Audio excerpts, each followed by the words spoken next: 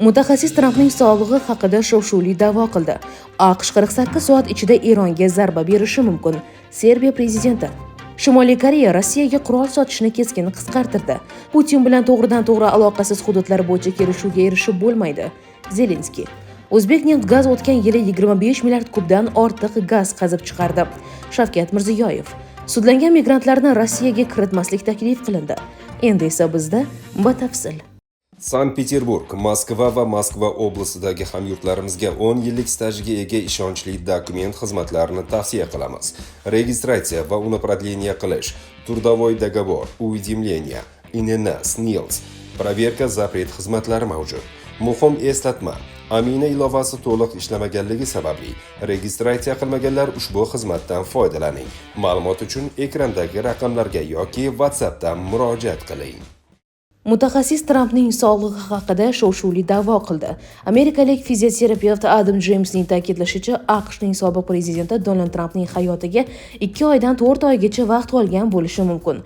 Mutaxassisning so'zlariga ko'ra, Trampda frontotemporal demensiya belgilari mavjud bo'lib, ushbu kasallik odatda inson umrining davomiyligi 7 yildan 12 yilgacha bo'lgan davr bilan bog'lanadi.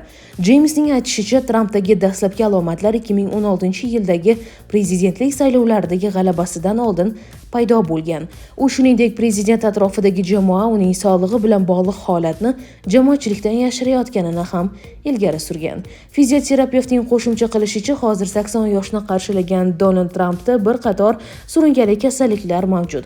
Xususan, u yurak yetishmovchiligi hamda surunkali buyrak kasalligi bilan og'riydi. Bu esa mutaxassis fikriga ko'ra insult yoki yurak xuruji xavfini keskin oshiradi. AQSh 48 soat ichida Eronga zarba berishi mumkin. Serbiya prezidenti Aleksandr Vuchichning fikricha, Epstein ishi bo'yicha yangi hujjatlarning e'lon qilinishi Qo'shma Shtatlarning Eronga hujumini yaqinlashtirmoqda. Monika Levinskiy bilan bo'lganidek, shunaqa bema'ni gaplar paydo bo'lsa, odatda kimnidir bombardimon qila boshlashadi. Men Epstein ishiga doir fayllar, qarorlar qabul qilishini tezlashtirishiga ishonaman. Men yaqin 48 soat ichida Eronga hujum qilinishi va yana ayrim yirik voqealar bo'lishini kutyapman, deydi Vuchich. O'zbekneftgaz o'tgan yili 25 milliard kubdan oshiq gaz qazib chiqardi. Shavkat Mirziyoyev. Prezident Shavkat Mirziyoyev 30-yanvar kuni O'zbekneftgaz aksiyadorlik jamiyati faoliyati samaradorligini oshirish masalalari yuzasidan taqdimot bilan tanishdi.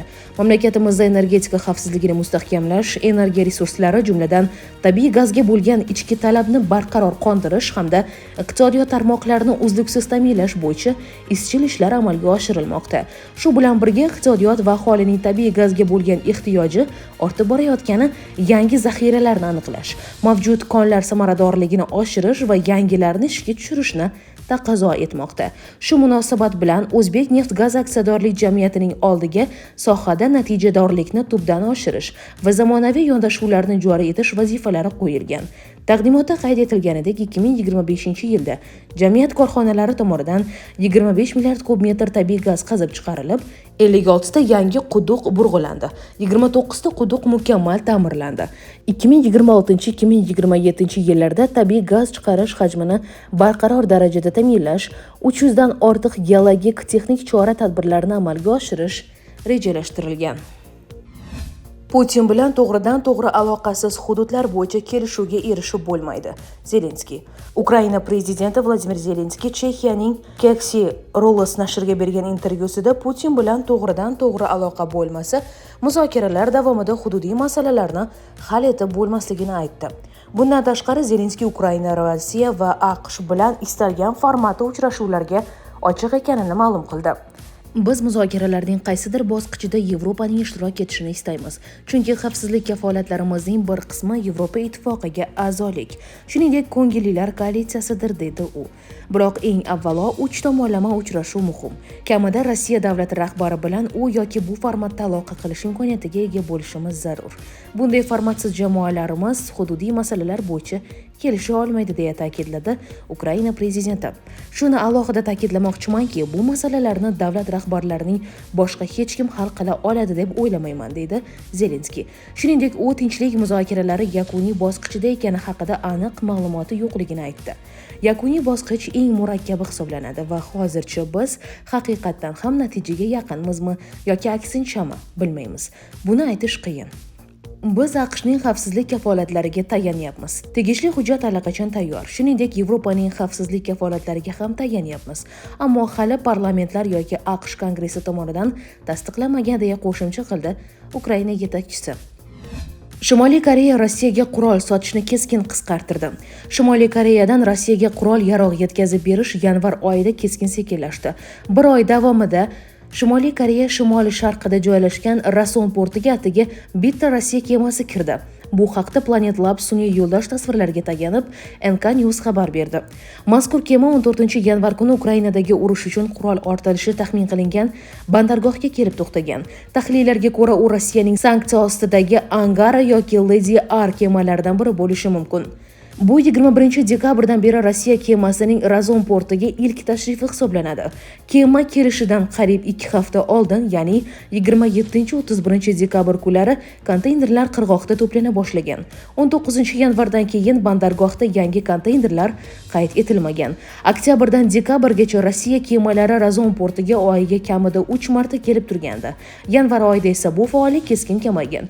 Xuddi shunday holat 2025-yil yanvarida ham kuzatilgan.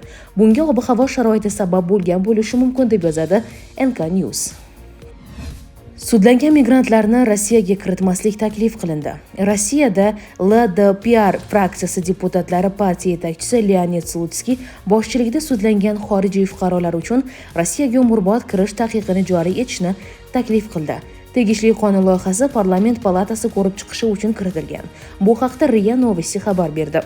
Taqdim etilayotgan qonun loyihasiga ko'ra, og'ir yoki o'ta og'ir jinoyatlar uchun sudlanganligi olib tashlanmagan yoki bekor qilinmagan, shuningdek sudlanganligi olib tashlangan yoki bekor qilingan xorijiy fuqarolar va fuqaroligi bo'lmagan shaxslarning Rossiyaga kirishi taqiqlanadi, deyiladi tushuntirish xatida. Hujjatda aniqlik kiritilishicha, hozirda sudlangan xorijiy fuqarolar uchun Rossiyaga kirishni taqiqlash choralari faqat ma'lum bir muddatga amal qiladi.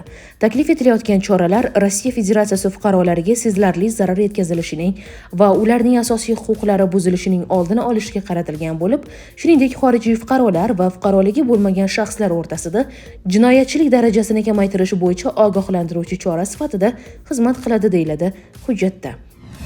Rossiya efiridagi bahs Markaziy Osiyoda savollar ko'paytirildi. Yana Rossiya 1 telekanalidagi Вечер с Владимиром Соловьевым ko'rsatuvi efirida Markaziy Osiyo va Kavkazdagi suveren davlatlar haqida navbatdagi bahsli mulohazalar yangradi. Efir mehmoni politolog Sergey Mikheyev mintaqa mamlakatlarining tashqi siyosatiga tanqid yo'naltirib, amalda ularning teng huquqli sherik sifatida harakat qilish haqqini rad etadigan ruhda fikr bildirgani haqida xabar qilindi. Muhokama chog'ida Mikheyev Rossiya uzoq yillar davomida mintaqani qo'llab-quvvatlab kelganini, lekin bu holat qo'shni davlatlarning erkalanib ketishiga olib kelganini aytadi. Uning pozitsiyasiga ko'ra, postsovet mamlakatlari bo'yicha siyosatni qayta ko'rib chiqish kerak. Eng ko'p bahs uyg'otadigan jihat Rossiya hammaga qarzdor, lekin hech kim Rossiyaga qarzdor emas degan mazmundagi qarashlar. Mikheyev buni boshi berk vaziyat deb atab, mehnat migratsiyasi, ko'rsatilayotgan yordam va boshqa masalalarni misol keltirgan holda doim Rossiya qarzdordek ko'rinayotganini tanqid qiladi. Va bu ohangni Ukrainadagi voqealar sabablaridan biri sifatida ham tilga oladi. Shundan keyin ko'rsatuv boshlovchisi Vladimir Solovyov ham gapga qo'shilib, bu fikrni yanada qattiqroq shaklda davom ettirgani, ayrim hollarda elchini chaqirtirish kabi reaksiyalardan norozilik bildirganini qayd etmoqda.